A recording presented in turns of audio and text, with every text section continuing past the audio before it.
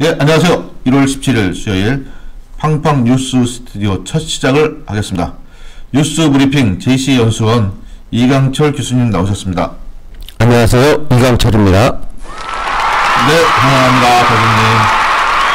교수님. 청취자가 많이 있군요. 충청 지역의 시사 이슈를 공유하는 자리가 되도록 노력해 보겠습니다. 아직 좀 미숙한 부분도 많겠지만은 예쁘게 좀 봐주시고 우리가 한번 같이 만들어가는 방송으로 해보도록 하겠습니다. 네, MB 아바타 김백준 청와대 총무비서관께서 구속되었습니다. 국정원 특활비를 달러로 바꿔서 미국 대통령 방문 시에 사용했다는 진술이 확보되었습니다. 네, MB 구속이 얼마 남지 않은 것 같습니다. 예, 당연한 결과입니다. 예, 교수님 뉴스 브리핑 들어보도록 하겠습니다. 문재인 대통령은 16일 최저임금 인상 안착에 총력을 다하라고 지시했습니다. 이는 올해부터 최저임금이 인상됨에 따라 현장의 부작용을 막겠다는 의지로 풀이됩니다.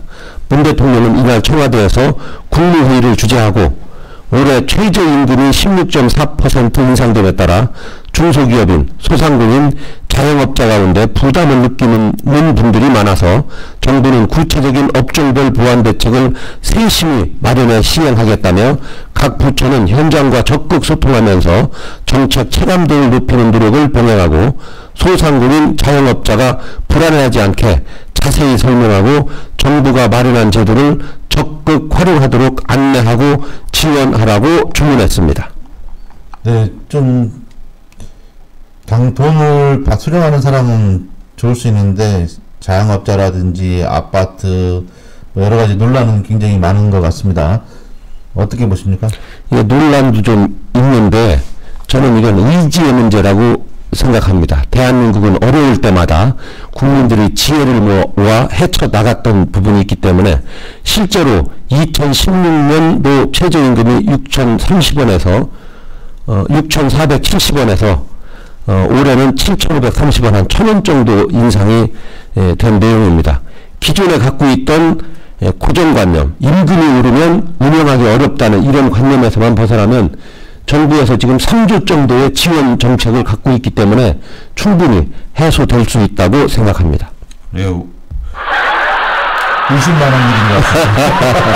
아니 그렇습니다. 우리 종업원들에게도 네. 우리와 같이 최저 생활을 보장하면서 함께 행복한 사회를 만들어 가겠다는 의지만 있으면 충분히 인상분에 대해서는 정부 지원 제도를 활용하면 적극 해소되리라고 확신합니다.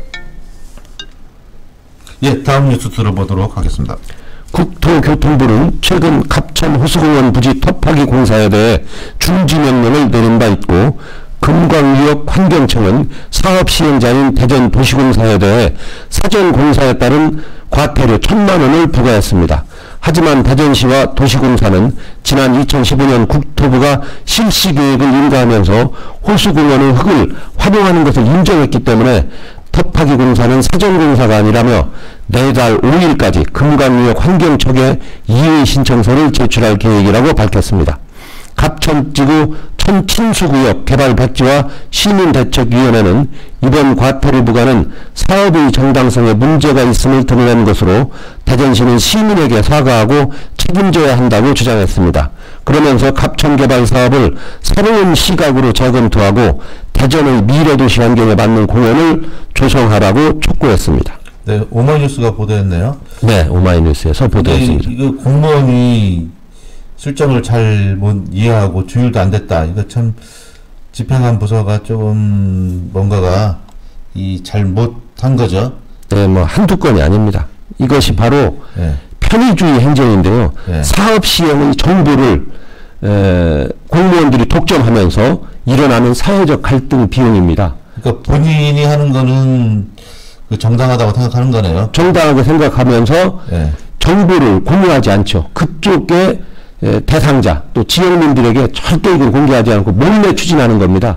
이런 왜냐하면 미리 얘기하면 자기들이 봤을 때 예전의 관행으로 봤을 때는 여러 가지 불편한 사항이 있기 때문에 조용히 나름대로 속이면서 정보를 독점해서 시행하다가 이건 몰래 공사하다가 걸린 거라고 그렇죠. 몰래 공사하다 걸린 겁니다. 주간부채에 걸린 거네요. 걸린 거죠.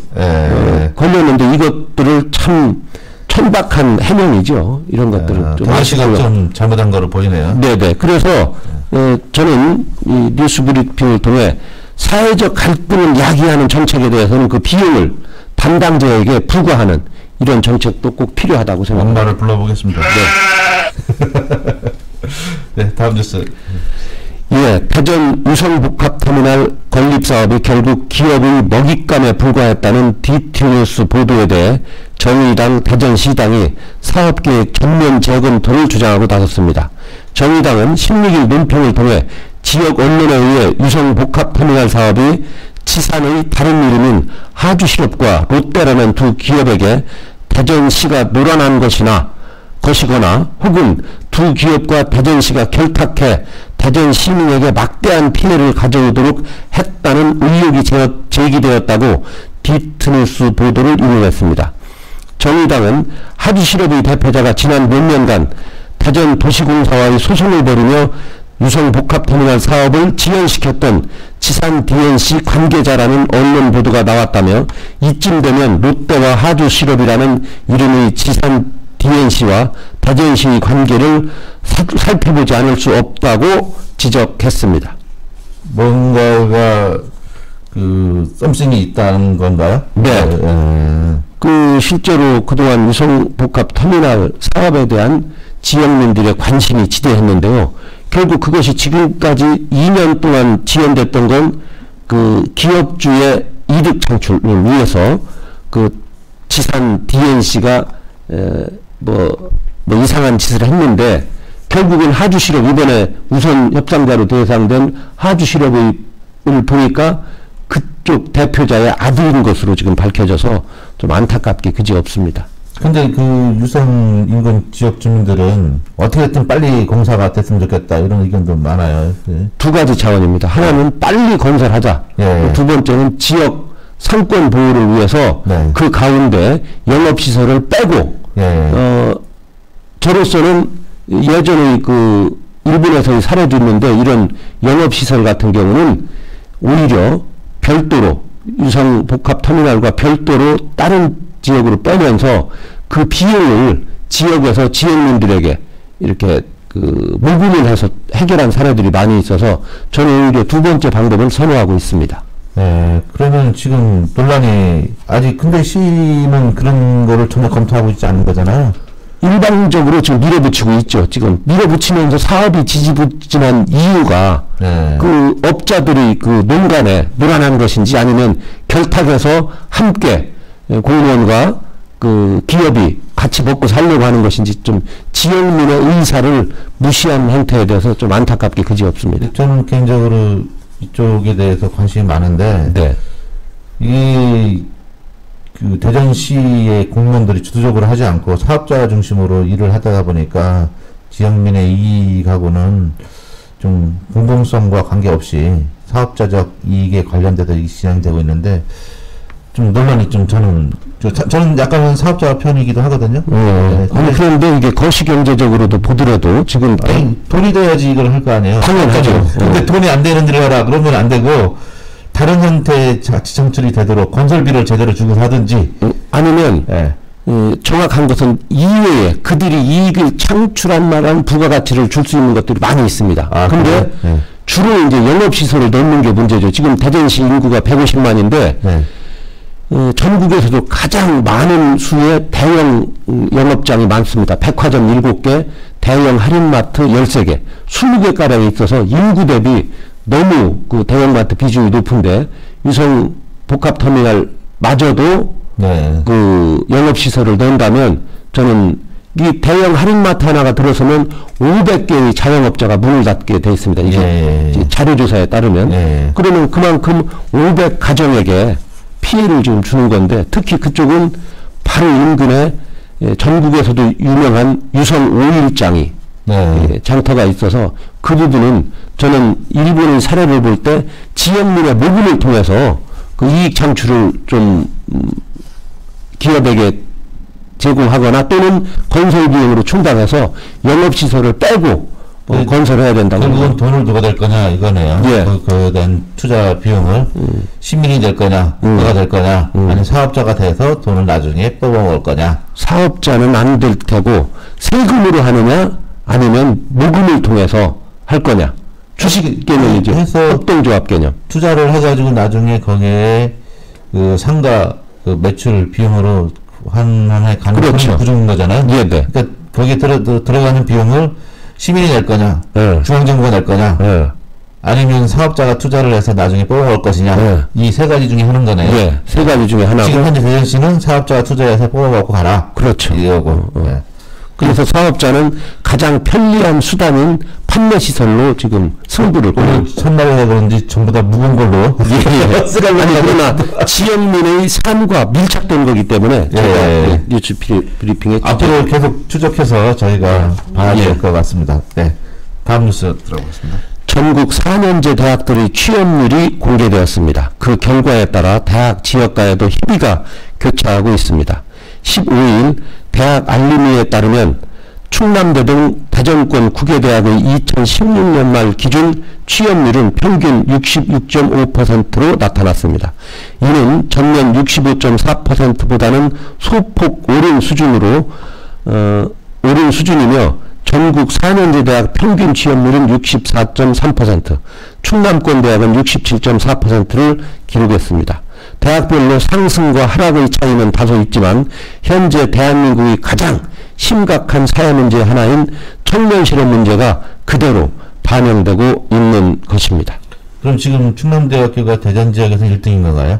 아니, 뭐 등수는 중요치 않은데 취업률로 봐서는 충남대가 제일 떨어지고요. 아, 충남대가 제일 떨어지고. 예. 뭐 숫자가 많으니까 그런 걸 수도 있겠네요. 아니, 그럴 수 있죠. 학생 수가 많아서. 원래 또 학생 수가 많으면은 또 이게 당연하죠. 취업률이 좀 떨어지는 그런 경우가 예. 있더라고요. 그런데 이 대학별 취업률이 문제가 아니고 지금 전국에서 가장 심각한 청년 실업의 문제죠. 지금 2017년 말 기준으로 통계청 자료에 따르면 각 세대별로 봤을 때 청년 실업률만 9.9%로 나와 있고요. 또 각 세대별로는 대개 3% 정도를 유지하고 있는데 청년 실업만 지금 9.9%입니다. 아, 근데 청년 실업률도 있지만 어르신들도 네. 실업률도 있고 전반적으로 실업인데 저는 보면은 TV도요. 예. 나이 드신 분이 많이 나와요. 그거 모르시죠? 아니, 압니다. 그거 첫 번째 얘기 때 이명박이가 그런 얘기 해가지고 한번 고초를 겪은 적이 있죠. 아, 그런 측면이 아니고, 그러니까 젊은 애들이 그 어린 청년들이 드라마나 이런 데 진출하는 거 횟수를 보면은 여기로 출연하는 빈도수 그리고 어린이가 잘 안 나옵니다. 요즘 TV에. 아, 예. 그런 현상들이 좀 있어요. 그러니까 결국은 이미 기성세대들이 오래 사니까 안 나가는 거예요. 연예계도. 그리고 이 적체가, 인사 적체가 연예계도 있는 것 같습니다.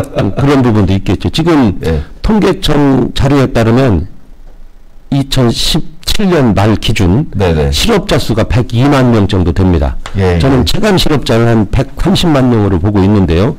제가 봐서는 청년 실업 문제 가장 심각한 세대별 실업률 가운데 가장 심각한 게 청년 실업률이니까 청년들을 만나서 물어보면 체감 실업률은 30%에 이르는 걸로 나와 있습니다. 저는 사실 그 1조가 얼마나 크기인지 우리 대표님도 잘 모르시죠.